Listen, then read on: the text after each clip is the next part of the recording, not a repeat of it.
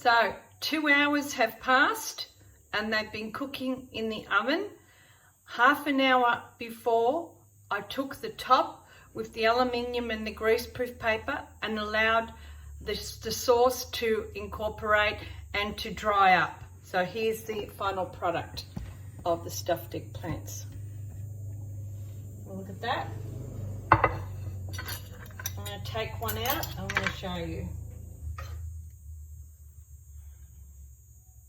When you do that, you can just take the top of this. You can eat that top.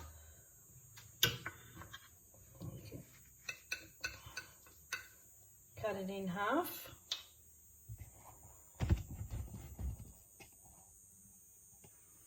I'll put that there so it can be a nice green.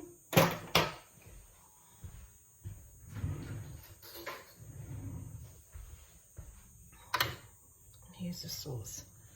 You put the sauce on top.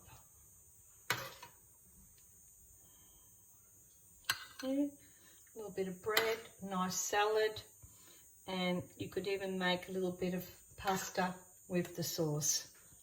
And there's your final product. Look at that. There's your stuffed little melanzane or melanzane. Buon appetito.